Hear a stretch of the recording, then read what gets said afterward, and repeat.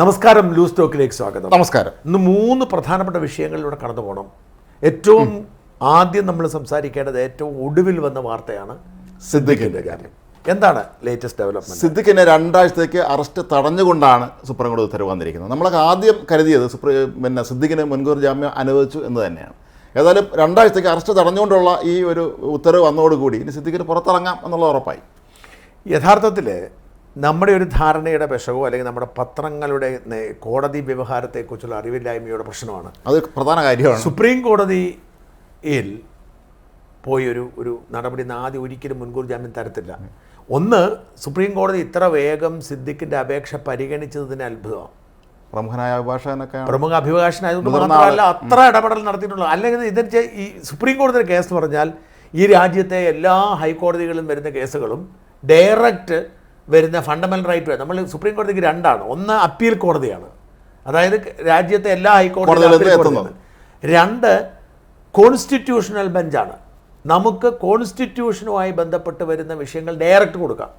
ഇപ്പോൾ മൗലികാവകാശം, അതുകൊണ്ടാണ് പലപ്പോഴും പല ഈ പബ്ലിക് ഇൻട്രസ്റ്റ് ലിറ്റിഗേഷൻസൊക്കെ സുപ്രീം കോടതി വരുന്നത്. അപ്പോൾ സുപ്രീം കോടതിയുടെ ഒരു പൊതു പോളിസി എന്ന് പറയുന്നത് അവിടെ എത്തുന്ന അപ്പീലുകളിൽ ഒരു 80% തൊടാതെ തന്നെ കളയുക എന്നുള്ളതാണ്.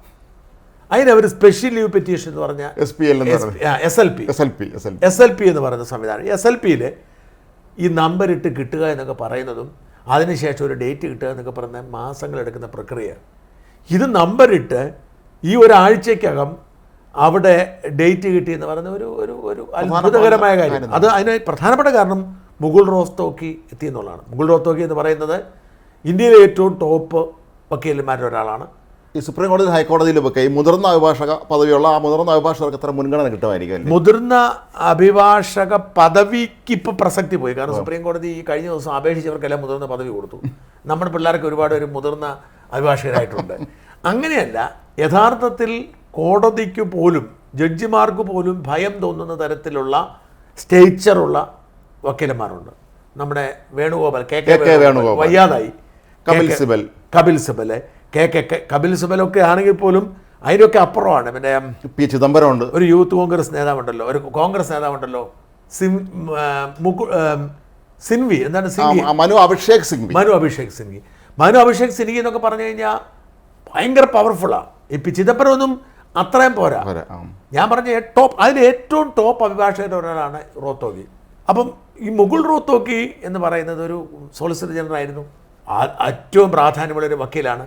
അപ്പോൾ അദ്ദേഹത്തെ പോലുള്ളവരെ ഇവർ പരിഗണിക്കും, അവരുടെ വാദങ്ങൾക്ക് കൂടുതലുണ്ട്. അതൊരു പ്രധാന ഘടകം. മാത്രമല്ല ഇവിടെ അതുപോലെ രണ്ടാമത്തെ കാര്യം നമുക്ക് മനസ്സിലാവാത്തൊരു കാര്യം എന്ന് വെച്ചാൽ സുപ്രീം കോടതി ആദ്യം ഈ കേസെടുത്ത ഉടനെ ചെയ്യുന്ന ഒരേ ഒരു പരിപാടി സ്റ്റേ ഓഫ് അറസ്റ്റാണ്, അല്ലാതെ മുൻകൂർ ജാമ്യം കൊടുക്കുകയല്ല. എൻ്റെ കേസ് വന്നപ്പോഴാണ് ചെയ്തത്. ഓർമ്മയുണ്ട്, കോടതി SLP പരിഗണിക്കുന്നു, അത് കഴിഞ്ഞിട്ട് സ്റ്റേ ഓഫ് അറസ്റ്റ് തരുന്നു. എന്നിട്ട് ഇപ്പം 2 ആഴ്ച വെച്ച് വെറുതെ 2 ആഴ്ച പോയിട്ട് ഈ കേസ് ഇനി പരിഗണിക്കാൻ പറ്റും 1 കൊല്ലമെങ്കിലും കൊടുക്കും. ഇതിൻ്റെ പ്രോബ്ലം എന്ന് വെച്ചാൽ നിങ്ങളുടെ കയ്യിൽ വന്നിരിക്കുന്ന ചാർജ് ചെയ്തിരിക്കുന്ന വകുപ്പ് അനുസരിച്ച് അറസ്റ്റ് ചെയ്ത് ജയിലിൽ അടയ്ക്കാൻ പറ്റുമെന്നുള്ളതാണ്. സുപ്രീം കോടതി തന്നെ സ്റ്റേ ചെയ്തതാണ്. അല്ലെങ്കിൽ തന്നെ സുപ്രീം കോടതിയുടെ പൊതു നയം എന്ന് പറയുന്നത് ബെയിൽ എന്നുള്ളതാണ്. അപ്പോൾ ഇവിടെ ഉയർത്തിയ വാദം, നമ്മുടെ അഭിഭാഷകൻ ഉയർത്തിയ കുറേ വാദങ്ങളുണ്ട്. ആ വാദങ്ങളിൽ ഏറ്റവും പ്രധാനപ്പെട്ട, എനിക്ക് അതാണ് ഈ അഭിഭാഷകരുടെ മിടുക്കെന്ന് പറയുന്നത്. ആ വാദങ്ങളിൽ ഏറ്റവും പ്രധാനപ്പെട്ടതെന്ന് പറഞ്ഞാൽ 2016 ഇൻസിഡൻറ്റ് 2023 പരാതി കൊടുക്കുന്നത്. കൊല്ലം എത്രയായി? അപ്പോൾ ഈ ഇരയ്ക്ക് വേണ്ടി കോടതിയിൽ വന്ന വാദം എന്ന് പറയുന്നത് ഈ ഹേമ കമ്മീഷൻ വന്നപ്പോഴാണ് ഒരു ആത്മവിശ്വാസം. അത് പൊളിച്ച് എങ്ങനെയാണെന്നറിയോ? അവിടെയാണ് വിജയം. അത് പൊളിച്ചു. 2019 മുതൽ 2023 വരെ ഈ സിദ്ദിഖിനെതിരെ ഇതേ നടി പലതവണ ഫേസ്ബുക്ക് പോസ്റ്റ് ഇട്ടിട്ടുണ്ട്, മീറ്റു എന്നൊക്കെ പറഞ്ഞുകൊണ്ട്. അപ്പം കോടതിയോട് ഇവരുടെ വക്കീൽ, സിദ്ദിഖിന്റെ വക്കീൽ ചോദിച്ച ചോദ്യം, ഈ ധൈര്യം ഇല്ലാത്ത ആൾ പിന്നെ എന്തിനാണ് ഫേസ്ബുക്കിൽ ലക്ഷക്കണക്കിന് ആളുകൾ കാണുകയും വാർത്തയാവുകയും എന്നിട്ട് എന്തുകൊണ്ടെന്ന് പരാതി കൊടുത്തില്ല? അപ്പോൾ ആ ചോദ്യം ആണ് സുപ്രീം കോടതിയിൽ ഏറ്റവും അതായത് വൈകിപ്പോയി എന്നുള്ളത് ഒരു പക്ഷെങ്കിൽ പേടിയെന്ന് പറയാം. പക്ഷെ പേടി എന്നത് പൊളിച്ചു. ഫേസ്ബുക്കിൽ നിരവധി തവണ 2019 മുതൽ നിരവധി തവണ പോസ്റ്റ് ഇട്ടും ഇപ്പോഴിട്ടിരിക്കുന്നത് ഈ ആവശ്യത്തിലാണെന്നുള്ള ഒരു വാദം. പിന്നെ അപ്പോൾ സർക്കാർ പറഞ്ഞൊരു വാദം 21 കേസ് എടുത്തിട്ടുണ്ട്, ഒരുപാട് അപ്പോൾ അവർക്കെല്ലാം ജാമ്യം കിട്ടിയത് രണ്ടാമത് വാദം കൂടെ പറഞ്ഞു. മുകേഷിന് എല്ലാവർക്കും കൊടുത്തു. അപ്പോൾ അതുകൊണ്ട് ഈ വാദമൊക്കെ പരിഗണിച്ചിട്ട് കോടതി സ്ട്രിക്റ്റ്ലി സ്റ്റാൻഡ് എടുത്തു. അതുകൊണ്ട് ഇനി എന്ത് സംഭവിക്കുന്നുള്ള ചോദ്യം 2 ആഴ്ചയൊന്നും പരിഗണിക്കാൻ പോകുന്നില്ല. സുപ്രീം കോടതിക്ക് നേരമില്ല. ഇനി ഈ കേസ് 2 ആഴ്ച കഴിഞ്ഞൊന്നും ഡേറ്റ് വരത്തില്ല. 1 വർഷമെങ്കിലും എടുക്കും. ഇവിടെ സിദ്ദിഖ് ചെയ്യേണ്ടത് അവിടെയാണ്. ഇപ്പോൾ സിദ്ദിഖിന് പറ്റാൻ പോകുന്നൊരു അബദ്ധം എന്ന് പറയുന്നത് ഹൈക്കോടതിയിൽ നേരിട്ട് അപ്രോച്ച് ചെയ്തതുപോലെ ഇനി പറ്റാൻ പോകുന്നൊരു അബദ്ധം എന്ന് പറയുന്നത് സുപ്രീം കോടതി കഴിഞ്ഞാൽ ഇത് മിണ്ടാതിരിക്കും, അനങ്ങാതിരിക്കും. പക്ഷെ അങ്ങനെ ചെയ്യരുത്. ഇപ്പോൾ അറസ്റ്റിന് സംരക്ഷണം ഉണ്ടല്ലോ. അപ്പോൾ സിദ്ദിഖ് ഉപയോഗിക്കേണ്ടത് വെച്ചാൽ സിദ്ദിഖിൻ്റെ സ്വാധീനം ഉപയോഗിച്ച് അന്വേഷണം ദ്രുതഗതിയിലാക്കി അത് പൂർത്തിയാക്കണം. അതാണ് പ്രധാന ഘടകങ്ങളിൽ. അന്വേഷണം നടത്താതിരിക്കും, ഇങ്ങനെ ഇരിക്കും. എന്നിട്ട് പിന്നെ അത് തലവേദനയായി മാറും. അതുകൊണ്ട് എത്രയും വേഗം അന്വേഷണം പൂർത്തിയാക്കിയാൽ ഈ അന്വേഷണം പൂർത്തിയായി മുമ്പോട്ട് പോയി കഴിഞ്ഞാൽ സുപ്രീം കോടതി ഈ മുൻകൂർ ജാമ്യം പരിഗണിക്കുന്നതിന് മുൻപ് അന്വേഷണം പൂർത്തിയാക്കി കുറ്റപത്രം സമർപ്പിച്ചാൽ പിന്നെ ഈ മുൻകൂർ ജാമ്യത്തിന് തന്നെ പ്രസക്തിയില്ല.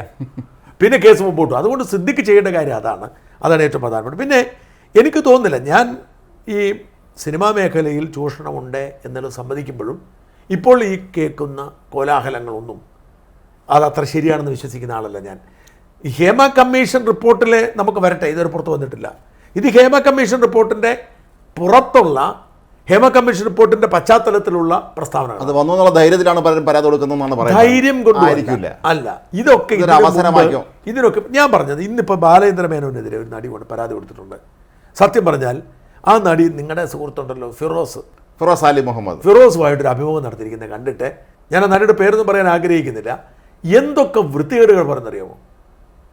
അതായത് ഇവരെ 7 പേർക്കെതിരെ ഓൾറെഡി അവർ പരാതി കൊടുത്തിട്ടുണ്ട്. ആകെപ്പാടെ അവർ 2 സിനിമയിൽ അഭിനയിച്ചിട്ട് കഴിഞ്ഞ ദിവസം അവരുടെ ഫിറോസുമായിട്ടുള്ള സംഭാഷണത്തിൽ നിന്ന് അവർ പറയുന്നത് ഏതാണ്ട് 17 MLA-മാരും 2 മന്ത്രിമാരും 2 മന്ത്രി മുന്നല്ല മന്ത്രിമാരെ പീഡിപ്പിച്ചത്. അതും ബാലേന്ദ്രമേനോനെ കുറിച്ച് പറയുന്നത് എന്നാണെന്നറിയോ? ഇവർ മുറി കയറി ചെല്ലുമ്പം ആ മുറി 3 നഗ്നരായ സ്ത്രീകളുണ്ട്. മാറി മാറി ഇവരുമായി ഇയാൾ പീഡിപ്പിച്ചുകൊണ്ടിരിക്കുകയാണ്. ഇതെന്തോ ഈ പറയുന്നത്? ഇത് കണ്ട ഒരുപാട് കൊണ്ടായ സംശയം ഇത് തന്നെയായിരുന്നു. ഞാൻ പറഞ്ഞത് വായിൽ തോന്നുന്നതൊക്കെ വിളിച്ച് പറയുന്ന തരത്തിലേക്ക് ഇവർ മാറുമ്പോൾ യഥാർത്ഥത്തിൽ സിനിമയിൽ ഈ അവസരത്തിന് വേണ്ടി പീഡിപ്പിക്കപ്പെടുന്നവരുണ്ട്, ചൂഷണമുണ്ട്. അത് വളരെ വ്യാപകമായ കാര്യം. അതേക്കുറിച്ച് അതിൻ്റെ മെറിറ്റ് പോലും നഷ്ടപ്പെടുത്തുന്ന തരത്തിലേക്ക് ഈ കഥകൾ വ്യാപിക്കും. അവസാനം ചെന്നെത്തുന്നത് ഇവർ ഇത്തരം വിഷയങ്ങൾ വരുമ്പോഴത്തേക്ക് ഇതെല്ലാം കള്ളമാണെന്നുള്ള അതാണ്. ഇപ്പം നിവിൻ പോളിയെ കുറിച്ചൊരു കള്ളത്തരം പറഞ്ഞിട്ട് അപ്പം തന്നെ പൊളിഞ്ഞുപോയി. യഥാർത്ഥത്തിൽ നമുക്ക് വിശ്വസിക്കാൻ കഴിയാത്ത വിധത്തിൽ ഈ പറയുന്ന വ്യാജ പീഡനಕ್ಕೆ അവരെയാണ് പിടിച്ച് ഇപ്പം ബാലേന്ദ്രമേനോൻ കൊണ്ട് പരാതി കൊടുത്തതിന് തൊട്ട് പിന്നാലെയാണ് ആ നടി കൊണ്ട് പരാതി കൊടുത്തത്. ഒന്നും ഒരു തരത്തിലും അംഗീകരിക്കാൻ പറ്റുന്ന കാര്യമല്ല. അതുപോലെ തന്നെ കഴിഞ്ഞ ദിവസം സിദ്ദിഖിൻ്റെ മകൻ്റെ കൂട്ടുകാരെ പോലീസ് പിടിച്ച് ചോദ്യം ചെയ്യുകയും വരട്ടുകയും ചെയ്യും. എന്താ അവരാരും അതിൻ്റെ അകത്ത്? മകൻ എന്ത് ചെയ്യാൻ പറ്റും? അല്ല, എന്തടിസ്ഥാനത്തിലാണ് മകൻ്റെ കൂട്ടുകാരെ പിടിക്കുന്നത്, വരട്ടുന്നത്, അറസ്റ്റ് ചെയ്യുമെന്ന് പറയുന്നു? എനിക്കറിയത്തില്ല പോലീസ് എന്താ ചെയ്യുന്നത്. ഈ സിദ്ദിഖ് ഒളിവിൽ പോയിട്ടുണ്ടെങ്കിൽ സിദ്ദിഖിനെ ഒളിവിൽ പാർപ്പിച്ചവരെ അവർ കണ്ടെത്തി നടപടി എടുത്തോട്ടെ. അല്ലാതെ മകൻ്റെ കൂട്ടുകാരുടെ പേരിൽ കേസെടുക്കുക, മകൻ്റെ കൂട്ടുകാരുടെ പേരെ അറസ്റ്റ് ചെയ്യാൻ ശ്രമിക്കുക.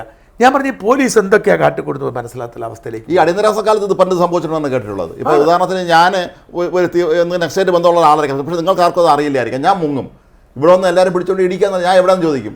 ആർക്കറിയാം? മര്യാദഘട്ട രീതിയാണത്, മര്യാദഘട്ട രീതിയിലാണ്. എന്നിട്ടും ഈ പോലീസ് പോരാന്നാണ് അമ്പുക്ക പറയുന്നത്. അമ്പക്ക് വേറെ പ്രഖ്യാപനം നടത്തിയിട്ടുണ്ട്. മുഖ്യമന്ത്രിക്ക് തലയ്ക്ക് വെളിവില്ലാന്ന് കൂടെ പറഞ്ഞിട്ടുണ്ട്. മുഖ്യമന്ത്രിക്ക് തലയ്ക്ക് വെളിവില്ല. അത് മാത്രമല്ല, അമ്പുക്കയുടെ ഇന്നലത്തെ അമ്പുക്കയുടെ പത്രസമ്മേളനം, പൊതുസമ്മേളനം, ആ പൊതുസമ്മേളനം ഇന്നത്തെ അമ്പുക്കയുടെ ഭീഷണി രണ്ടും കൂടെ കൂട്ടി വായിക്കണം. ഇന്നലത്തെ പൊതുസമ്മേളനം ചീറ്റിപ്പോയി എന്ന് പറയുന്ന ആളാണ് ഞാൻ. ആൾക്കൂട്ടം ഉണ്ടായിരുന്നു. ആൾക്കൂട്ടം എവിടെ? അല്ല അതുണ്ടാവാം. പക്ഷെ എന്നാൽ പോലും അമ്പൂക്കയുടെ ആൾക്കൂട്ടം നമ്മൾ അത്ര ചെറുതായി കാണണ്ട. ആൾക്കൂട്ടം വന്നു എന്ന് പറയുന്നത് വിജയമായി തന്നെ അങ്ങ് കൊടുത്തേക്കൂ. മലപ്പുറത്ത് ആൾക്കൂട്ടം ഒരു പ്രശ്നമല്ല. മലപ്പുറത്തിൻ്റെ പ്രത്യേകത 1, ജനസംഖ്യ കൂടുതലാണ്. 2, അവിടെ ഈ പറയുന്ന ഒരു വീരാരാധന കൂടുതലുള്ള ഒരു ജനതയാണ്. സിനിമാ താരങ്ങളോടത്തല്ല അവിടെ സിനിമാ താരം, ഫുട്ബോൾ താരങ്ങൾ, എന്തിനേറെ സോഷ്യൽ മീഡിയ താരങ്ങൾക്ക് പോലും അവിടെ വലിയ സ്വാധീനമാണ്. ഞാൻ ഇപ്പം എന്നെ ബോധപൂർവ്വം ഒരു മുസ്ലിം വിരുദ്ധനാക്കി മാറ്റിയതുകൊണ്ട് എന്നോട് മലപ്പുറത്തുള്ള എൻ്റെ പല സുഹൃത്തുക്കളും അല്ലെങ്കിൽ നമ്മുടെ ഈ ബന്ധമുള്ള എന്നോട് ഇഷ്ടമുള്ള ഒരുപാട് പേരുണ്ട്. ഇവിടെ അവർ പറഞ്ഞൊരു കാര്യമുണ്ട്, ബോധപൂർവം ഷാജനെ ഒരു മുസ്ലിം വിരോധിയാക്കിയില്ലായിരുന്നെങ്കിൽ ഏറ്റവും കൂടുതൽ സെലിബ്രേറ്റ് ചെയ്യപ്പെടുക ഷാജൻ മലപ്പുറത്താകുമായിരുന്നു. കാരണം അടിസ്ഥാനപരമായി മലപ്പുറംകാരുടെ ഒരു ഒരു ഒരു ഒരു രീതിയാണ് എന്താണ്, ധീരതയുള്ളവരെ, വീരാരാധനയുള്ള ആളുകളാണ്. അതുപോലെ തന്നെ അവർക്ക് പുതുമകളോട് ഇഷ്ടമാണ്. ഇപ്പം തൊപ്പി എന്ന് പറയുന്ന ആ ഒരു യൂട്യൂബർ, നിങ്ങൾ ശ്രദ്ധിച്ചോളൂ, എനിക്കറിയില്ല. സോ വിവാദം പയ്യനാ, ആ പയ്യൻ എന്തൊക്കെയോ പച്ചത്തറി വിളിച്ച് പറയുന്നൊരു പയ്യനാണ്. പക്ഷെ ഇവന് അവിടെ ഉദ്ഘാടനം ചെയ്യാനായിട്ട് ഇവരൊക്കെ ഗതാഗതം തടസ്സം ഉണ്ടാവുമെന്നാണ് പറയുന്നത്. ഇവനേതെങ്കിലും മലപ്പുറത്ത് ഏതെങ്കിലും ടൗണിൽ ഉദ്ഘാടനം വന്നാൽ മുഴുവൻ അവിടെ എല്ലാം പോലീസ് ഇടപെടുമെന്നാണ് പറയുന്നത്. അതാണ് ഒരു വശത്ത്. ഇനി പോട്ടെ, ഫിറോസ് കുന്നുംപറമ്പിൽ എന്നൊരു ചാരിറ്റി പ്രവർത്തകനുണ്ട്. എന്തൊരു ആരാധനയുണ്ടെന്ന് അറിയാമോ? ഒരു ദിവസം പോലും അദ്ദേഹത്തോട് ഞാൻ സംസാരിച്ച് അദ്ദേഹം പറഞ്ഞു അദ്ദേഹത്തിൻ്റെ പ്രധാനപ്പെട്ട വരുമാന മാർഗ്ഗം എന്ന് പറയുന്നത് ഉദ്ഘാടനങ്ങളാണ്. അപ്പോൾ ഒരു ചെറിയ കട ഉദ്ഘാടനം 50,000 രൂപ കിട്ടും. ഗൾഫ് രാജ്യങ്ങളിലൊക്കെ അദ്ദേഹത്തിൻ്റെ പരിപാടികളാണ്. അത് സാറിന് പാണക്കാട് കുടുംബത്തിലെ മുതിർന്ന അംഗങ്ങളുണ്ടല്ലോ, അവർക്ക് കിട്ടുന്ന ഒരു ആദരവും ബഹുമാനം നമ്മൾ അത്ഭുതപ്പെടുത്തും. പലപ്പോഴും അതിന് കുറച്ചൊരു ആത്മീയതയുണ്ട്. അതൊരു സ്പിരിച്വൽ ലീഡർ എന്ന നിലയിലുള്ള ആദരം. ഞാൻ പറഞ്ഞ ഒരു വീരാരാധന അല്ല അത്.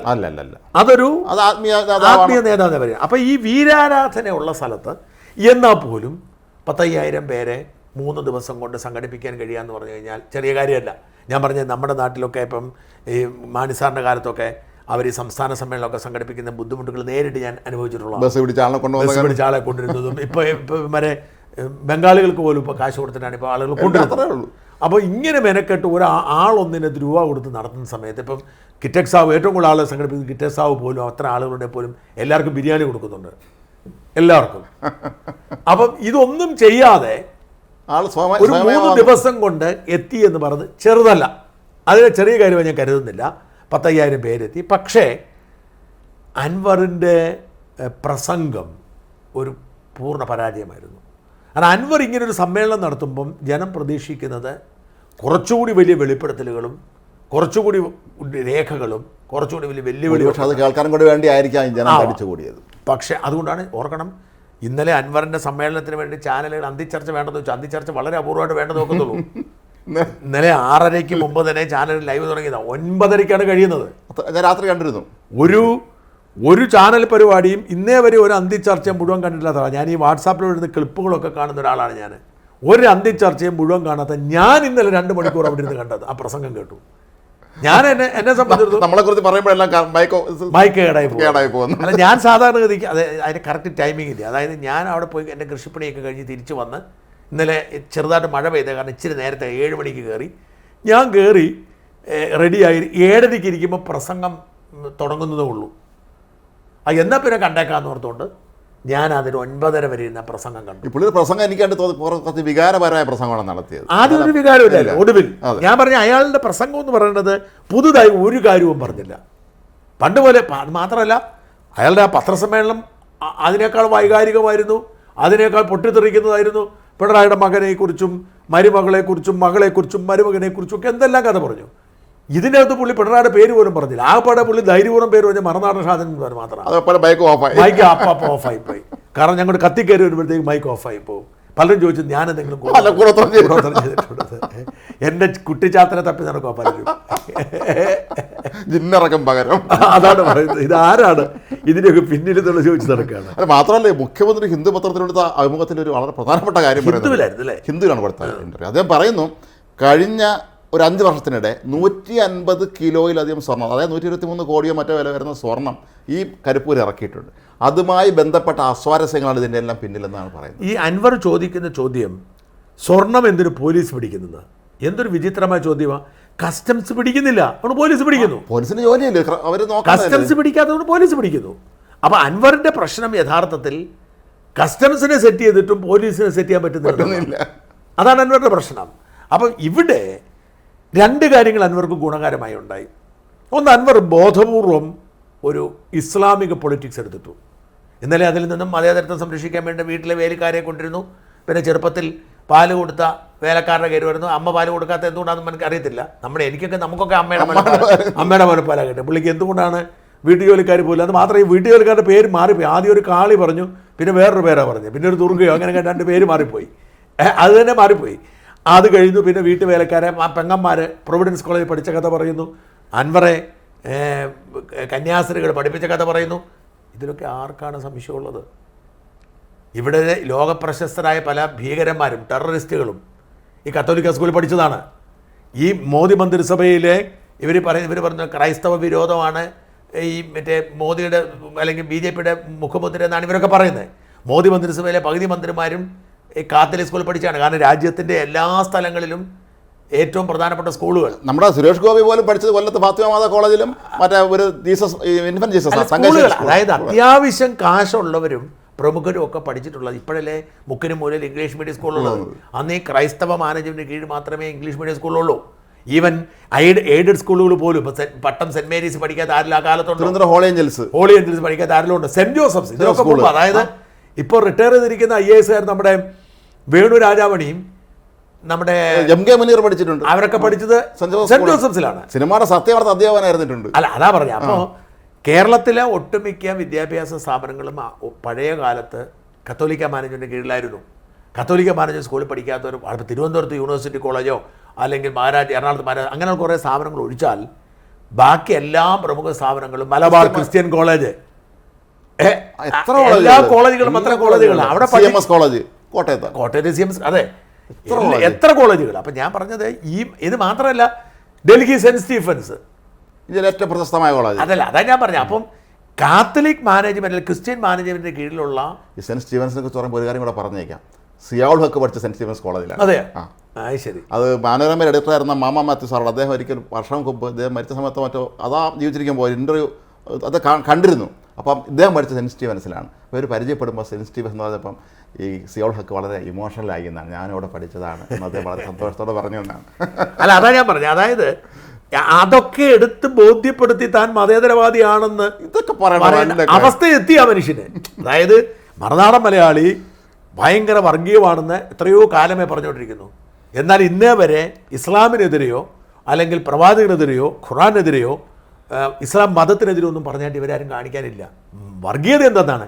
ഞാൻ പ്രവാചകനെക്കുറിച്ച് മോശം പറഞ്ഞാൽ, അള്ളാഹുവിനെക്കുറിച്ച് മോശം പറഞ്ഞാൽ, ഖുറാനെക്കുറിച്ച് മോശം പറഞ്ഞാൽ, ഇസ്ലാം മതത്തെക്കുറിച്ച് മോശം പറഞ്ഞാൽ, അങ്ങനെ പറഞ്ഞവരുണ്ട്. അങ്ങനെ പറഞ്ഞാലാണ് വർഗീയത. ഞാൻ ഇസ്ലാം എന്ന് പറയുന്ന മതത്തിൻ്റെ മറയിൽ ആ മതവിശ്വാസികളെ തെറ്റിദ്ധരിപ്പിച്ചുകൊണ്ട് ഇസ്ലാമിക രാഷ്ട്രീയം അടിച്ചേൽപ്പിക്കാൻ ശ്രമിക്കുന്ന പോപ്പുലർ ഫ്രണ്ട് ലൈനിലുള്ള രാഷ്ട്രീയം, അല്ലെങ്കിൽ ജമാഅത്ത് ഇസ്ലാമിയുടെ രാഷ്ട്രീയം, അല്ലെങ്കിൽ മറ്റേ എന്താണ് വെൽഫെയർ പാർട്ടി, ഇത്തരത്തിലുള്ള സംവിധാനങ്ങൾ, അല്ലെങ്കിൽ ISIS പോലുള്ള, അല്ലെങ്കിൽ ബ്രദർഹുഡ്, മുസ്ലിം ബ്രദർഹുഡ് പോലുള്ള, അല്ലെങ്കിൽ സലഫിസം പോലുള്ള ആശയങ്ങളെക്കുറിച്ച് വിശദമായി പറയുമ്പോൾ, അതിൻ്റെ രാഷ്ട്രീയ അപകടം പറയുമ്പോൾ, അത് ഇസ്ലാമിനെതിരാണ്, വർഗീയതയാണെന്ന് പറയുന്ന ഈ കൂട്ടരെ അവസാനം തന്നെ മതേതരത്വം തെളിയിക്കാൻ വേണ്ടിയിട്ട് അണിനിരത്തേണ്ടി വന്ന അവസ്ഥയുണ്ടല്ലോ. അതൊക്കെ മനസ്സിലാക്കട്ടെ, അതിൻ്റെ ഒരു വേദന. സത്യത്തിൽ ഇദ്ദേഹമാണ് ഒരു ഇസ്ലാമിക ഹിഡൻ അജണ്ടയുമായി പ്രവർത്തിക്കുന്ന ഒരാൾ. ഇദ്ദേഹം ചെയ്തിരിക്കുന്നത് ഇപ്പം പച്ചയ്ക്ക് പറയാണല്ലോ. അല്ല, പച്ചയ്ക്ക് അങ്ങനല്ലേ പറയുന്നത്. അവിടുത്തെ CPM ജില്ലാ സെക്രട്ടറി EN മോഹൻദാസ് വർഗീയവാദിയാണ്, RSകാരനാണ് എന്നൊക്കെയാണ് പറയുന്നത്. എന്നിട്ട് അയാളുടെ ഈ ആളെ കൂട്ടാൻ വേണ്ടിയിട്ടും ഭാവി പോകാൻ വേണ്ടി ഇങ്ങനെ എടുത്തിരിക്കുന്ന ഒരു വലിയ ഒരു എന്താ പറയുക വഴിയാണ് വർഗീയത. അപ്പം അൻവർക്ക് കൃത്യമായിട്ട് അറിയാം, മുസ്ലിം ജനതയുടെ വലിയൊരു പിന്തുണയോടെയാണ് പിണറായി 2 തവണ അധികാരത്തിൽ വന്നത്. ഉറപ്പാണല്ലോ, പ്രത്യേകിച്ച് 2ാം തവണ. അപ്പോൾ അത് പൊളിച്ചു, ഇപ്പം തന്നെ അത് പൊളിഞ്ഞു. അപ്പോൾ അത് പിണറായി ഒരു RSSൻ്റെ ഏജൻ്റാണെന്നും CPM RSS വിരുദ്ധ പോരാട്ടത്തിനെ പറ്റിയ ആളുകളെല്ലാം അതൊരു തോന്നലുണ്ടാക്കി കൊടുത്തു. അത് വലിയ വിജയമാണ്. അപ്പോൾ അതിൽ തന്നെ പിടിച്ചിട്ടാണ് 5 തവണ നിസ്കരിക്കുന്നത് കൊണ്ടാണെന്നും കുഴപ്പമെന്ന് പറയുന്നു. പിന്നെന്താണ്, കംപ്ലീറ്റ് വർഗീയവൽക്കരണം, അത്ര വാക്കുകളാണ് അദ്ദേഹം ഉപയോഗിക്കുന്നത്. ആ വർഗീയവൽക്കരണം പറയുകയും ഒപ്പം ക്രിസ്ത്യൻ പിന്തുണ ഉറപ്പാക്കാൻ വേണ്ടിയിട്ട്, കാരണം നിലമ്പൂർ ക്രിസ്ത്യാനികളുണ്ട്, 10-15% ക്രിസ്ത്യാനികളാണ്. അതുകൊണ്ട് അദ്ദേഹം ഈ അച്ഛന്മാരുടെ കന്യാസിൻ്റെയൊക്കെ കഥ പറഞ്ഞിട്ട് യേശു സ്വാസ്ത്രം എന്നൊക്കെ പറഞ്ഞ് അവസാനിപ്പിച്ചേ, കർത്താവ് പ്രപഞ്ച സൃഷ്ടാവായ കർത്താവ് എന്നൊക്കെ പറഞ്ഞാൽ അവസാനിപ്പിച്ചു. എന്തൊരു ഗതികേട് നടിച്ചു ഒരു മനുഷ്യൻ. എനിക്കൊന്നും അദ്ദേഹം വല്ലാതെ പരിഭ്രാന്തനായിരിക്കുന്നു. കാരണം സർക്കാർ ഇനി അങ്ങോട്ട് പൂട്ടാനുള്ള എല്ലാ പരിപാടികളും തുടങ്ങി കഴിഞ്ഞു. കക്കടംപൊയിൽ ആ തറയണ തന്നെ അതുമായി ബന്ധപ്പെട്ട് പഞ്ചായത്ത് അത് വീണ്ടും തീരുമാനം എടുത്തു കഴിഞ്ഞല്ലോ. നേരത്തെ തീരുമാനം കോടതി വിധിയുള്ളതാണ്, നടപ്പിലാക്കുന്നില്ലായിരുന്നു, ഇപ്പം നടപ്പിലാക്കില്ല. അല്ല, ഇവിടെ ഈ അൻവർ ഇന്ന് ഭീഷണിയായിട്ട് ഇന്ന് അൻവർ വന്നിട്ട് പറഞ്ഞ കാര്യം, ഞാൻ എൻ്റെ ഇനി ഒരുപാട് കാര്യങ്ങളുണ്ട്, AKG സെൻ്റർ ഇടിഞ്ഞു വീഴാനുള്ള ഒരുപാട് കഥകളുണ്ട്, ഞാനിത് പുറത്ത് കൊണ്ടുവന്ന 25 പഞ്ചായത്തുകളുടെ ഭരണം പോകും, അങ്ങനെ ഇങ്ങനെ ഞാൻ മലപ്പുറം കോഴിക്കോട് പാലക്കാട് ജില്ലകളിലെല്ലാം പഞ്ചായത്ത് പോകുന്നതാണ്. അപ്പം ഞാൻ ഇനി മര്യാദയ്ക്ക് ഇരിക്കണമെന്നുണ്ടെങ്കിൽ എന്നെ വെറുതെ വിടണം എന്ന രീതിയിലാണ് പറഞ്ഞത്. അത് ഒരു ബ്ലാക്ക് മെയിലിങ്ങാണ്. പക്ഷേ ഇവരാരും മനസ്സിലാക്കാത്ത കാര്യം പിണറായി വിജയൻ്റെ ഒരു പ്രത്യേകത, വാസ്തവത്തിൽ അൻവർ പറഞ്ഞ കാര്യങ്ങളൊക്കെ പിണറായി സാധിച്ചു കൊടുക്കുമായിരുന്നു. പക്ഷേ അൻവർ ധൃതി കാണിച്ചു. ഞാൻ മനസ്സിലാക്കുന്നതനുസരിച്ച് പിണറായി വിജയൻ എം സ്വരാജിനെ അൻവറിൻ്റെ അടുത്ത് ദൂതനായി വിട്ടിരുന്നു. എം സ്വരാജ് പിണറായിയുടെ അടുത്ത് പോയിട്ട് അൻവറിൻ്റെ അടുത്ത് പോയിട്ട് സമാധാനപ്പെടുത്തി. പ്രത്യേകിച്ച് ഈ സ്വരാജിനെ എന്നെ കണ്ടുകൂടാ, ഭയങ്കര കലിപ്പാണ്. ഈ എന്നോട് ഏറ്റവും കൂടുതൽ CPM കലിപ്പുള്ള നേതാക്കളുടെ ദിവസം. കാരണം സ്വരാജിൻ്റെ ഈ എന്നോട് വിദ്വേഷമുള്ള ആൾ ആരാന്നറിയോ? കൂടുതലും ഞാൻ ചോദിച്ചു നോക്കി. എന്നോട് വിദ്വേഷമുള്ള മനുഷ്യരെന്ന് പറഞ്ഞാൽ ഈ തീവ്ര ഇസ്ലാമിക ചിന്താഗതിക്കാരും ചില അന്തം കമ്മികളുമാണ്. ഇവർ രണ്ടിനെ പ്രശ്നം വെച്ചാൽ ഇവർ വെളിയിൽ പറയുന്നതും കാണിക്കുന്നത് വേറൊരു മുഖമാണ്. തീവ്ര ഇസ്ലാമിക ചിന്താഗതിക്കാർ അയ്യോ പാവങ്ങളെ ഞങ്ങൾ മുസ്ലിം ആയതുകൊണ്ട് ഞങ്ങളെ ഇല്ലാതാക്കുന്ന തരത്തിലുള്ള ഒരു ഇരവാദം ഉയർത്തുന്നു. അവരുടെ സംസാരം കണ്ട് നമുക്ക് വിശ്വസിക്കാനും തോന്നുള്ളൂ. ഈ അന്തം കമ്മികളായിട്ട് നിൽക്കുന്ന ആളുകൾ അവർ ഭയങ്കര ത്വാത്വിക അടിത്തറ ഉണ്ടാക്കുന്നു. യഥാർത്ഥത്തിൽ ഏറ്റവും വലിയ കപട വേഷധാരികൾ. ഇപ്പോൾ അതിലൊരാളാണ് സ്വരാജ്. സ്വരാജ് ഇങ്ങനെ വായിൽ കൊള്ളാത്ത വാക്കുകൾ ഉപയോഗിച്ച് ഇങ്ങനെ സംസാരിച്ചുകൊണ്ടിരിക്കും. അതേസമയം ഈ കുതന്ത്രങ്ങളും ഗൂഢാലോചന എല്ലാം നടത്തും. അപ്പോൾ മറുനാടൻ പൂട്ടണമെന്ന് വാശിയോടുകൂടി നീക്കം നടത്തിയ 2 പേര്, CPMൽ 2 പേര്, സ്വരാജും പി രാജീവും. മറ്റേ ഈ സത്യത്തിൽ ശ്രീനിജനൊക്കെ അതിൻ്റെ ഒരു ഇരകളാണ്. നിശബ്ദമായി മറുനാടനെ പൊട്ടിക്കെട്ടാൻ വേണ്ടി നീക്കം നടത്തിയ പി രാജീവും സ്വരാജും. ഈ സ്വരാജ് ചെന്ന് അമ്പുക്കേട് പറഞ്ഞു, നമ്മുടെ പോലീസിൻ്റെ ഭാഗത്തൊക്കെ വീഴ്ച വന്നിട്ടുണ്ട്, മറുനാടനെ പിടിക്കേണ്ടതായിരുന്നു, നമുക്കെല്ലാം പരിഹാരം ഉണ്ടാക്കാം. പക്ഷേ അൻവറിൻ്റെ പ്രശ്നം ഇപ്പം ചെയ്യണം. ഇപ്പം മറുനാടനെ പിടിച്ചാത്തരണം, ഇപ്പം അജിത് കുമാറിനെ സസ്പെൻഡ് ചെയ്യണം, ഇപ്പം പി ശശിയെ പുറത്താക്കണം. അത്രയുള്ള പിണറായി വിജയൻ്റെ അടുത്ത് നടക്കത്തില്ല. ആളാരെന്ന് മനസ്സിലായില്ല. പിണറായി വിജയൻ്റെ അടുത്ത് നടക്കത്തില്ല. ഈ ആകാശം ഇടിഞ്ഞു വീണാലും പിണറായി വിജയൻ ഇത്തരം ചില കാര്യങ്ങളിൽ തീരുമാനമെടുത്താൽ അതിന് കൃത്യം. അതേസമയം അന്വേഷണം നടത്തി. അന്വേഷണത്തിൽ 2 കോടി രൂപ മറുനാടനിൽ നിന്നും അജിത് കുമാർ കൈക്കൂലി വാങ്ങിയിട്ടുണ്ടെന്ന് തെളിഞ്ഞെന്ന് കരുതുക. അല്ലെ അജിത് കുമാർ 15 കോടിയുടെ വീട് വെക്കുന്നു, ആ വീട് നിയമവിരുദ്ധമായ സാമ്പത്തിക ഇടപാടാൻ തെളിഞ്ഞെന്ന് കരുതുക, പിണറായി നടപടിയെടുക്കും. ഉറപ്പാണല്ലോ അത്. ഞാൻ പറഞ്ഞേ, നമ്മൾ മനസ്സിലാക്കേണ്ടത് പിണറായിക്ക് അധികാരത്തിലെത്തുമ്പോൾ പിണറായി നേരിട്ട ഏറ്റവും വലിയ പ്രതിസന്ധി സെൻകുമാറിൻ്റെ DGP പോസ്റ്റായിരുന്നു. ഉണ്ടല്ലോ, അത് ഓർമ്മയുണ്ടല്ലോ. സുപ്രീം കോടതി തിരിച്ചു വന്നു. അന്ന് ഈ സെൻകുമാറിനെ ഒതുക്കാൻ വേണ്ടിയിട്ട് കൊണ്ടുപോയി ADGP ലോ ആൻഡ് ഓർഡർ എന്ന് പറഞ്ഞ് കൊണ്ടുവച്ചത് ആരെയാണെന്നറിയോ? തച്ചങ്കരിയാണ്. അത്ര വിശ്വസ്തനായിരുന്നു തച്ചങ്കരി. കൈരളി ചാനലിൻ്റെ സാധനങ്ങളെല്ലാം വാങ്ങിക്കൊടുത്ത എല്ലാം തച്ചങ്കരിയാണ്. പിണറായി ഈ മുഖ്യമന്ത്രി പദവിയിലേക്ക് എത്തുന്നതിൻ്റെ പിന്നിൽ വലിയ ചരട് വലിച്ച കുറേ ആളുകളാണ്. പ്രധാന നീക്കങ്ങൾ തോന്നുന്നു ബ്രിട്ടാസിനെ പോലെ. ബ്രിട്ടാസായിരുന്നു ഈ പബ്ലിക് റിലേഷൻ ചാനൽ തുടങ്ങിയപ്പോഴും എല്ലാം തച്ചങ്കരി അതിൻ്റെ പിന്നിലുണ്ടായിരുന്നു. എല്ലാം ഉണ്ടായിരുന്നു. അല്ല, ഓരോരുത്തർക്കും ഒരു റോൾ ഉണ്ടായിരുന്നു. ഇപ്പോൾ പിണറായിയാക്കി മുഖ്യമന്ത്രി കസേരയിൽ എത്തിക്കാൻ വേണ്ടി പിണറായിയുടെ മോശം ഇമേജ് മാറ്റി ഒരു ഹീറോ ആക്കിയതും ഇരട്ടച്ചങ്കനാക്കിയതുമൊക്കെ ബ്രിട്ടാസാണ്. പിണറായിയുമായി ബന്ധപ്പെട്ട കേസുകളെല്ലാം കൈകാര്യം ചെയ്ത് പോലീസെല്ലാം സെറ്റിൽ ചെയ്ത് പിണറായി ഈ പോലീസ് ഉദ്യോഗസ്ഥന്മാർക്കിടയിലൊക്കെ ഒരു മിടുക്കനാണ് എന്ന് വരുത്തി തീർത്തത് തച്ചങ്കരിയാണ്. അങ്ങനെ കുറേ ആളുകളുണ്ട്. ഈ തച്ചങ്കരി റിട്ടയർ ചെയ്ത് എങ്ങനെയാണെന്ന് നോക്കണം. KFCയുടെ MD അല്ല, മനുഷ്യാവകാശ കമ്മീഷനിലെ, അതായത് തച്ചങ്കരിയെ നിയമിക്കുന്നതിന് വേണ്ടി മനുഷ്യാവകാശ കമ്മീഷന് SP റാങ്കിലുള്ള പോസ്റ്റ് DGP റാങ്കിലേക്ക് പ്രത്യേക ഉത്തരവിനോട് മാറ്റിക്കൊടുത്തിട്ട് അങ്ങനെ. അതേസമയം തച്ചങ്കരി റിട്ടയർ ചെയ്തതിനു ശേഷം അത് വീണ്ടും SP റാങ്കായി. ഒരാൾക്ക് വേണ്ടി മാത്രം ചെയ്തത്. അപ്പ റാങ്ക് DGP റാങ്ക്. അതല്ലേ സംഭവിച്ചത്? ഷൊർണൂരിൽ മറ്റേ വെട്ടുകത്തി പിച്ചാത്തി ഉണ്ടാക്കുന്ന MD. അല്ല, ഞാൻ പറഞ്ഞത് ഇതാണ് പിണറായി വിശ്വസ്തനാണോ? വിശ്വസ്തനാണ്. പക്ഷെ പിണറായിയെ ചൊറിയാൻ ചെന്നാൽ വഴങ്ങത്തില്ല. യഥാർത്ഥം എനിക്ക് പിണറായിയെ പേഴ്സണലി അറിയാമായിരുന്നു. ഞാൻ നേരത്തെ സൂചിപ്പിച്ചിരുന്നു, തെരഞ്ഞെടുപ്പിന് മുമ്പ് ഇയാൾ ഉമ്മൻചാണ്ടി സർക്കാർ ഭരിക്കുന്ന കാലത്ത് പിണറായിയുമായിട്ട് വളരെ പേഴ്സണലി പരിചയമുള്ള ആളായിരുന്നു ഞാൻ. പിന്നെ ഞാൻ മുഖ്യമന്ത്രി ആയതിനു ശേഷം ഞാൻ ഒരു തവണയെ അദ്ദേഹത്തെ കണ്ടിട്ടുള്ളൂ. പക്ഷേ അന്ന് അദ്ദേഹത്തിന് എന്നെ മനസ്സിലായി പോലുമില്ല. ഞാൻ വെള്ളപ്പൊക്കത്തിൻ്റെ 85 ലക്ഷം രൂപ കൊടുക്കാൻ പോയല്ലോ. അന്ന് ഞങ്ങൾ കുറച്ച് പേര് കൊണ്ട് കൊടുത്തു, പുള്ളി മേടിച്ചു. പുള്ളിക്ക് എന്നെ മനസ്സിലായെന്ന് തോന്നുന്നില്ല എനിക്ക് 2018. അപ്പം ഈ പിണറായിയുടെ അടുത്ത് ബ്ലാക്ക് മെയിലിംഗ് നടക്കില്ല. ഒരുത്തനും ബ്ലാക്ക് ഒരു പരിപാടി നടക്കാത്ത ഒരാൾ പിണറായി. ഈ അൻവർ ആരിഫിനോട് ചോദിച്ചാൽ മതിയായിരുന്നു എങ്ങനെയാണ് ആരിഫിനെ ഒതുക്കിയത്. ഇത് അൻവറിന് പറ്റിയ പാളിച്ചയാണ്.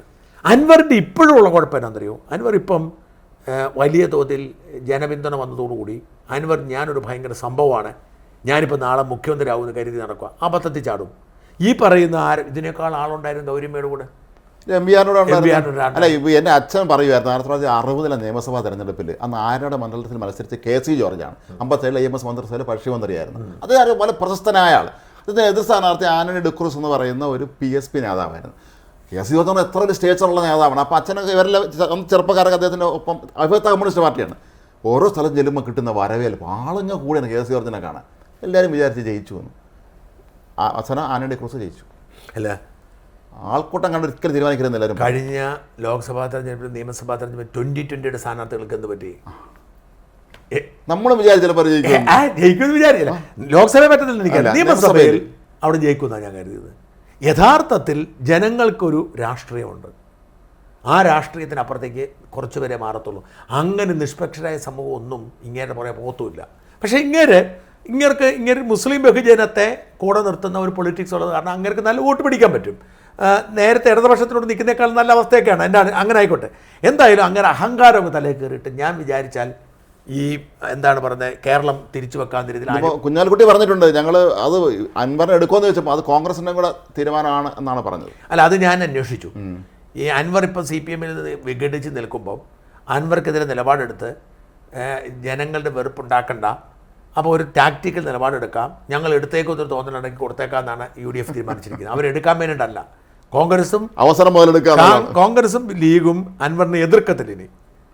അപ്പം അൻവറിനൊപ്പമാണ് എന്ന് തോന്നലുണ്ടാക്കി ആ പരമാവധി മുതലെടുക്കുക അല്ലാതെ PC ജോർജിൻ്റെ സ്ഥിതി അങ്ങനെ. PC ജോർജ് പോരുമ്പോൾ എതിർഭാഗത്ത് എല്ലാവരും പക്ഷെ അവസാനം ആർക്കും വേണ്ടായിരുന്നല്ലോ.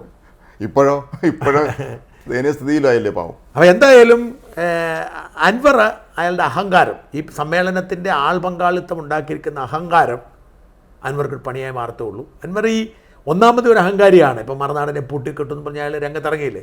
എന്നിട്ട് ഇപ്പോഴും അങ്ങനെ വിചാരിക്കുക. അതാണ് എനിക്ക് അങ്ങനെ വിചാരിക്കുന്നത് സർക്കാർ എന്നെ രക്ഷിച്ചെന്ന്, പിണറായി ശശി എല്ലാം കൊണ്ട് രക്ഷിച്ചെന്ന്. എനിക്കിട്ട് പണിതരാമൻ്റെ ശശിയും അജിത് കുമാറും അൻവറും പിണറായി എല്ലാവരോടും കൂടി പിണറായി ഉപദേശപ്രകാരം ചെയ്തിട്ട് ഇവരെന്നെ രക്ഷിച്ചു. എത്ര കേസുകൾ. അപ്പോൾ ഇത്തരം പൊട്ടൻ ചിന്തകൾ അയാളുടെ തലയിലിരിക്കുന്നു എന്നുള്ളതാണ്. മാത്രമല്ല എതിരാളി ആരാണെന്ന് അദ്ദേഹം ചിന്തിച്ചതുമില്ല, പിണറായി വിജയനാണെന്നുള്ളത്. പിണറായി വിജയനോട് കളിച്ചാൽ ഷാജൻസ്കറിയോട് കളിക്കുന്നത്, ഷാജൻസ്കറിയോട് കളിച്ച് തോറ്റു. അപ്പോഴാണ് പിണറായി വിജയനോട് കളിച്ച് നോക്കാന്നൊക്കെ പറഞ്ഞ ചെറിയ കാര്യത്തിൽ ജയിക്കാന്ന് പറഞ്ഞു. അവിടെ നിൽക്കട്ടെ, നമ്മുടെ മൂന്നാമത്തെ വിഷയത്തിലേക്ക് പോകാൻ സമയമായി. നമുക്കിനി ഇസ്രായേൽ വിഷയം പറയും. ഇന്നലെ സംഭവിച്ചത് ഹൂത്തി മുതൽ മൂന്നാമത്തെ വിഭാഗം ഉണ്ടല്ലോ, ഹമാസിൻ്റെ കാര്യമായി ഹിസ്ബുള്ളയായി, ഇനി ഹൂത്തി മുതലാണ് അവരുടെ അടുത്ത ലക്ഷ്യം. ഹൂത്തി കേന്ദ്രങ്ങളിലേക്ക് അതിശക്തമായ തോതിലുള്ള ആക്രമണം തന്നെ ഇസ്രായേൽ നടത്തി. അതിൻ്റെ പ്രധാനപ്പെട്ട കാരണമായി ചൂണ്ടിക്കാട്ടപ്പെടുന്നത് പ്രധാനമന്ത്രി ബെഞ്ചമിൻ നെതന്യാഹു അമേരിക്കൻ സന്ദർശനം കഴിഞ്ഞ് മടങ്ങുമ്പോൾ അദ്ദേഹത്തിൻ്റെ വിമാനത്താവളത്തിന് നേർക്ക് അതിന് തൊട്ട് മുമ്പേ ഒരു ആക്രമണം നടത്തിയെന്നാണ്. പക്ഷേ അദ്ദേഹം എത്തിയപ്പോൾ കുഴപ്പമില്ലായിരുന്നു. എങ്കിൽ പോലും പിന്നെ അവരെ വിടണ്ടെന്നുള്ളതാണ്. കാരണം ഇത് ഇറാൻ തന്നെയായിരിക്കും അവർ പക്ഷേ അവിടെ എത്തിയിട്ട് ആക്രമണം നടത്തിയെന്നാണ് എനിക്ക് തോന്നിയിട്ടുള്ളത്. അല്ലാതെ ഹൂത്തി മുതർക്കാനും വേണ്ടിയുള്ള കപ്പാസിറ്റി ഇവിടെ നമ്മൾ മനസ്സിലാക്കേണ്ടത്, ഞാൻ പലതവണ ചർച്ച ചെയ്തിട്ടുള്ള കാര്യമുണ്ട്.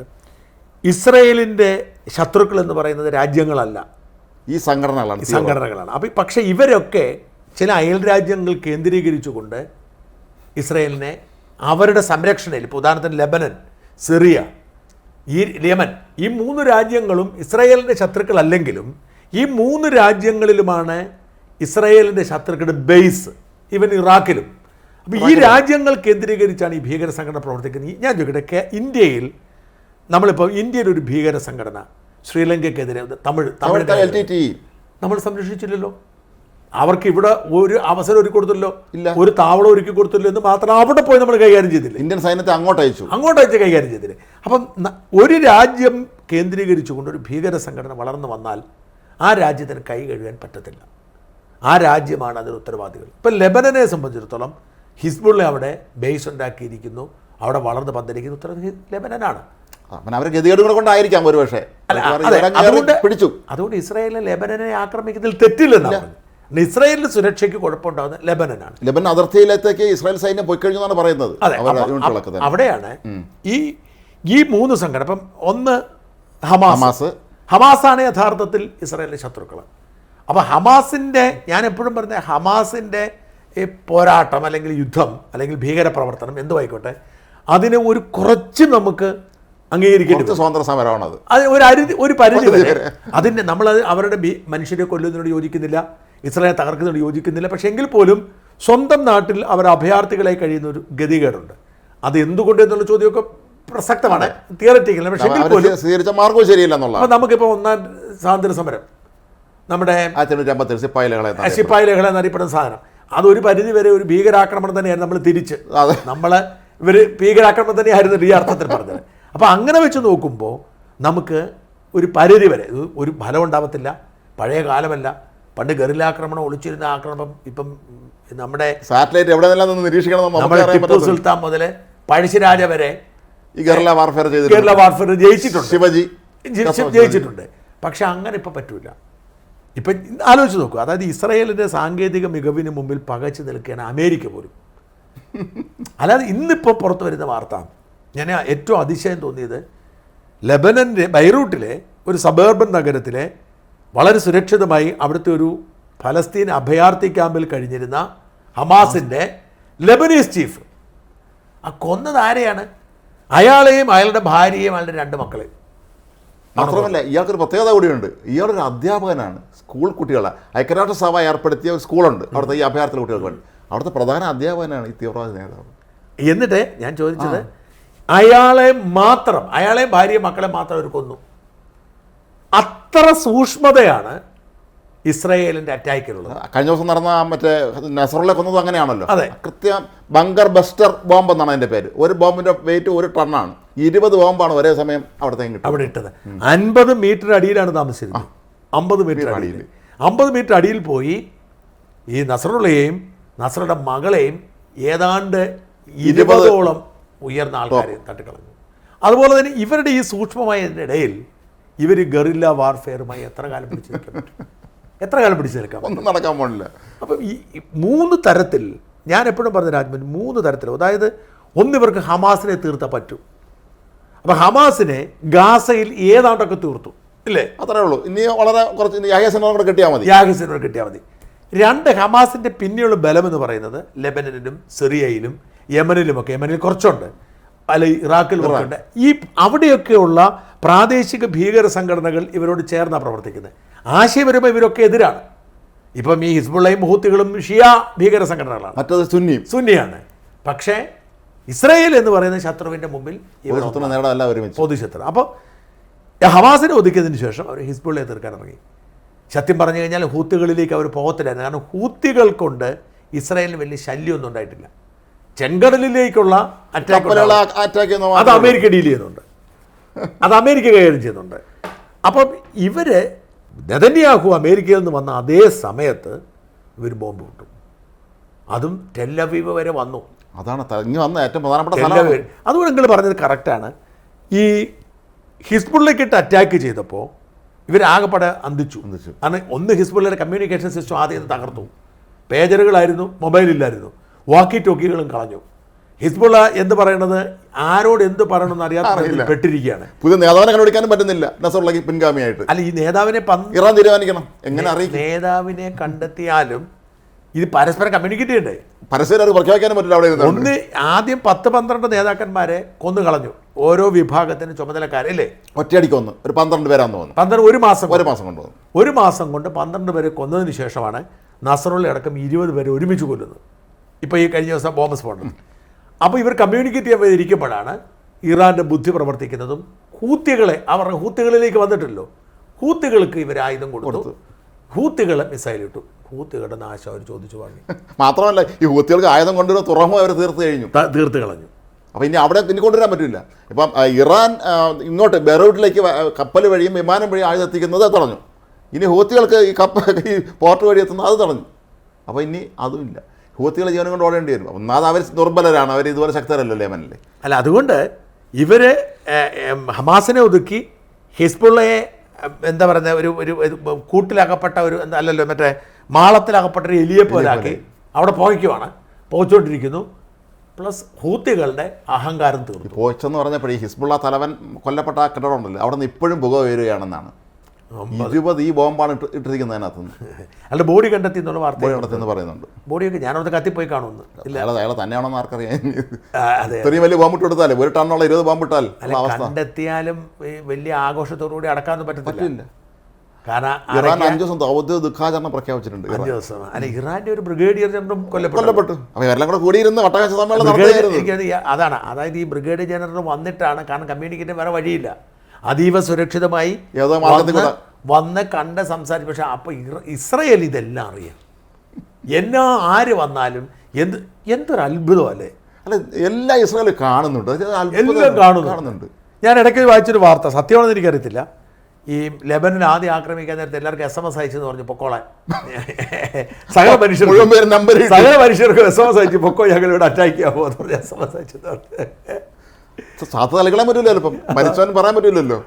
അപ്പോൾ ഇത്തരത്തിലുള്ള ഇവിടെ ഇനിയിപ്പോൾ സംഭവിക്കാൻ പറ്റും. അപ്പം ഞാൻ കരുതിയിരുന്നത് ഇയാളെ കൊന്നതോടെ, നസറുള്ളയെ കൊന്നതോടെ പതിയെ ഇസ്രായേൽ ഒന്ന് ഒതുങ്ങും, കാരണം യുദ്ധം ഏതാണ്ട് വിജയിച്ചതുപോലെയാണ്. പക്ഷേ ഇപ്പോൾ കേൾക്കുന്ന റിപ്പോർട്ട് ഒരു തരത്തിലും ഒതുങ്ങുന്നില്ല, ഒരു തരത്തിലും വിട്ടുവീഴ്ചയ്ക്ക് തയ്യാറില്ല. ഇപ്പം അമേരിക്ക പറഞ്ഞിട്ടും അവർ ഒരു ഗൗരവമില്ല. ബൈഡൻ ഞാൻ ചർച്ച ചെയ്യാന്നേ പറയുന്നുള്ളൂ, എന്നൊന്നും പറയുന്നില്ല, ഞാൻ സംസാരിക്കാം എന്ന് പറയുന്നുണ്ട്. അല്ല, ഇസ്രായേലിൻ്റെ തീരുമാനം എന്ന് പറയുന്നത് ഇവ 3 കൂട്ടരെയും തീർത്തിട്ടേ ഇനി മടങ്ങിയാൽ മതി എന്നുള്ളതെന്ന് പറയുന്നു. അങ്ങനെയെങ്കിൽ ഈ കാലാൾപ്പട ലെബനനിലേക്ക് കടന്നു കയറാനുള്ള സാധ്യതയുണ്ട്. ഇപ്പം 2006 അവർ ആദ്യം കഴിഞ്ഞ കയറുന്നത്. 34 ദിവസം കൊണ്ട് പിടിച്ചെടുത്ത് ഒരു പരുവാക്കിയതാണ്. ഇനി ഇവരൊരിക്കൽ കൂടി കയറി കഴിഞ്ഞാൽ മുഴുവൻ അരിച്ച് പറക്കി മുഴുവൻ പേരെ അവരില്ലാതാക്കിയിട്ട് ഞങ്ങളുടെ ബൂട്ടുകൾ അവിടെ പതിവെന്ന് തന്നെ കഴിഞ്ഞ ആഴ്ച പ്രഖ്യാപിച്ചിരുന്നു. അപ്പോൾ ഡെഫിനറ്റ്ലി അവർ അതിക്രമിച്ച് കിടക്കും. ഹൂത്തികളെ വെറുതെ വിടില്ല. ഹൂത്തികളുടെ ആസ്ഥാനം തന്നെ അവരിപ്പോഴേ ജീവൻ കൊണ്ട് ഓടിക്കാണ്. ഹൂത്തികളുടെ നേതാവിൻ്റെ പേര് ഒരു ആർക്കെങ്കിലും വെളിവിലുണ്ടോ? ഇല്ല, അത് ശരിയാണ്. അയാളുടെ ഏറ്റവും വലിയ നേതാവ് ആരാണെന്ന് ഒരു പിടിയില്ല, ഒരു വ്യക്തമായ ഒരു ധാരണ ഇല്ലല്ലോ അയാളെക്കുറിച്ച്. അത് അവരങ്ങനെ ആക്കിയിരിക്കും. ഇറാൻ ഒരുത്തനും പേര് വേണ്ട, അങ്ങനെ ആയിരിക്കണം. അവർ യമനിൽ അവിടെ എന്താണ് അവിടുത്തെ പാവ സർക്കാരാണല്ലോ, അവന്മാരെല്ലാം അവിടെ കയറിയിട്ട് അവിടുത്തെ എയർപോർട്ട് ഉൾപ്പെടെ ഇറക്കി വെച്ചെങ്കിൽ നമ്മുടെ നിമിഷപ്രിയയുടെ അമ്മ അവിടെ ഉണ്ട്, തിരിച്ചു കൊണ്ടുവരാൻ എന്തെങ്കിലും ചെയ്തില്ലെങ്കിൽ പണിയാവും. അയ്യോ, അത് ശരിയാണ്. തിരിച്ചു വന്നിട്ടില്ല. അയ്യോ, നിമിഷപ്രിയയുടെ അമ്മ അവിടെ ആ മോളെ കാണാൻ ഒരു തവണയെ കാണാനും പറ്റുള്ളൂ.